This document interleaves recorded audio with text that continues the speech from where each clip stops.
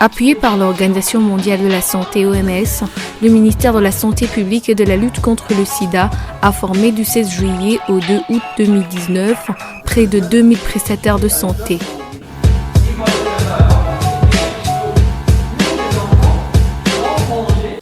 Ils sont médecins, infirmiers, laborantins, ambulanciers, brancardiers et nettoyeurs à avoir appris les moyens de prévention et de contrôle de l'infection PCI.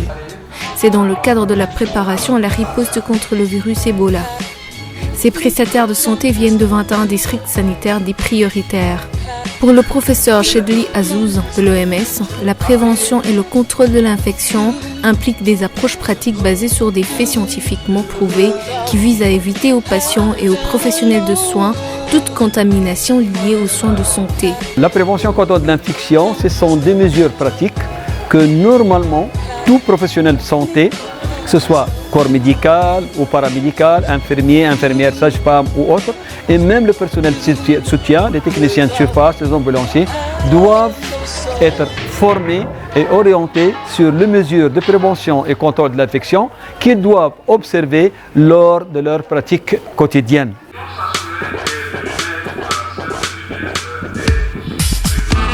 Les formations avaient pour objectif de renforcer les capacités des districts sanitaires bénéficiaires sur les mesures de prévention et de contrôle des infections de base et former les prestataires des soins en PCI de base et triage et isolement. Les formations devaient aussi permettre de former les personnels d'appui sur la maladie à virus Ebola ainsi que sur les mesures spécifiques de prise en charge de cas suspects. Le ministère de la Santé publique, en collaboration avec les partenaires, entre autres l'OMS, ont jugé que c'est très essentiel de pouvoir dispenser cette formation, surtout aux districts, aux 21 districts prioritaires, en fait d'éviter, premièrement, les épidémies futures, aussi limiter les infections associées aux soins, mais aussi limiter la propagation des micro-organismes qui sont résistants aux antimicrobiens. Dans la formation, nous avons beaucoup bénéficié des cours concernant les moyens de prévention.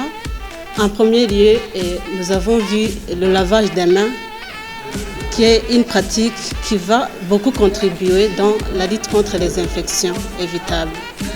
Également, nous avons vu la pratique de mettre les gants avant d'examiner les patients et après d'examiner les patients. Et après, il y a le module de port et retrait des épis. C'est pour pouvoir prendre en charge des patients d'Ebola, pour les prestataires de soins et pour tous ceux qui travaillent en milieu hospitalier.